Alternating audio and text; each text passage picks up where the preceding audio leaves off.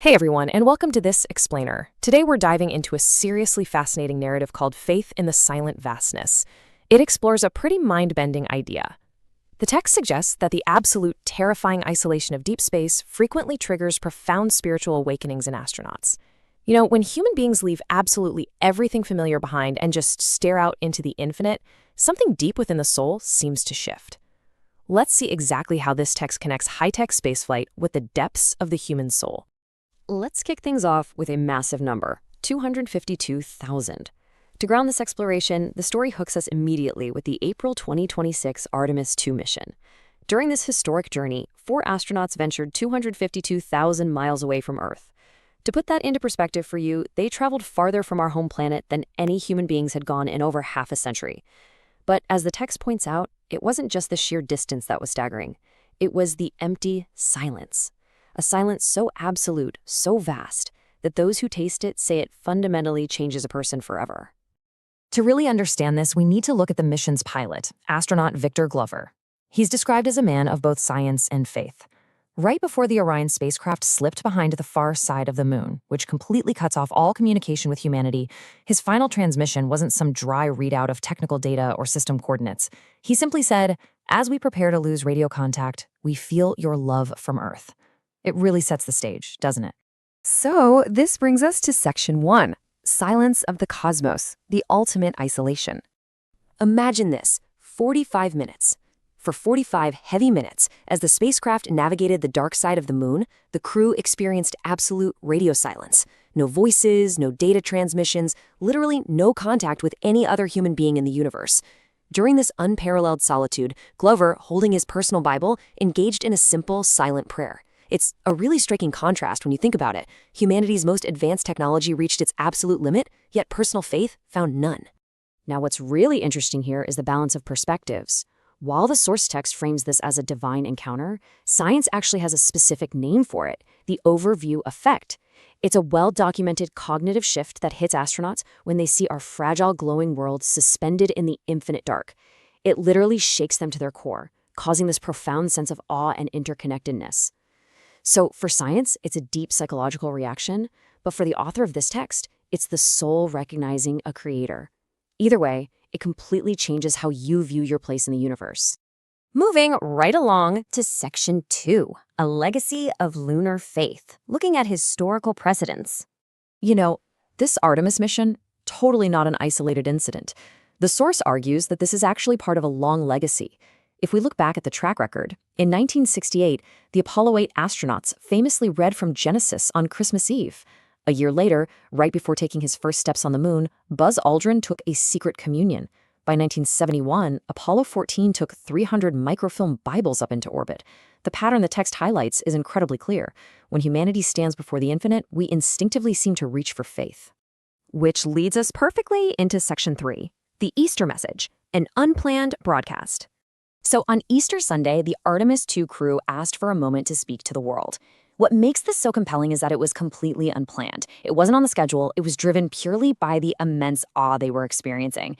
During this broadcast, Glover shared an observation that, looking down, Earth appears without borders. He called it a single, unified whole, even though the official transcription humorously captured it as a hole with an H, like a hole in space. But in all seriousness, from that incredible vantage point, he argued that the biblical commandment to love your neighbor transitions from just a nice, distant suggestion into an urgent, absolute necessity for our divided planet. Glover actually went on to describe Earth in a brilliant way. He called it a spacecraft, a ship with perfect balance, featuring life support systems in the form of water cycles and the absolute clockwork precision of the seasons, all of it built to give us a safe home in the cosmos. For the author of the text, this delicate, precise balance is seen as direct evidence of a loving creator who custom-built this exact environment for human life long before we even existed. All right, on to Section 4, Ancient Texts, Modern Space, and some pretty wild biblical parallels. Think about how mind-blowing this is. Back in antiquity, the prevailing myths of early civilizations claimed the Earth rested on giant pillars, or maybe the back of a massive turtle. Yet the Book of Job, which was written over 3,000 years ago, asserted something radically different. It said, "He hangs the earth on nothing." Fast forward to today, and looking out the window of the Orion spacecraft, Victor Glover literally witnessed exactly this reality firsthand, an Earth freely suspended in the void. It's a pretty remarkable moment where an ancient text completely mirrors modern space exploration. The source text actually highlights a few specific passages to back up this argument. There's Psalm 19, which echoes Glover's awe at the beauty of the heavens.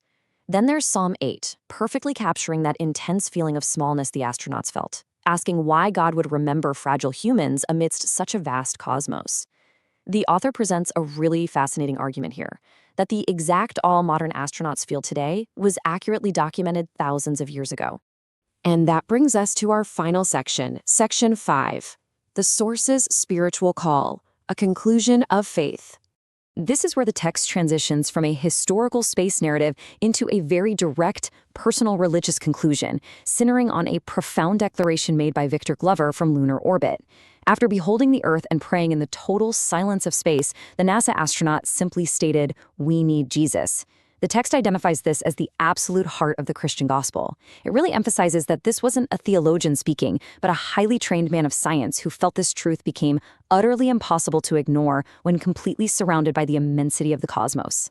So, what's the ultimate takeaway the author wants us to have? Well, they lay it out in 3 distinct steps.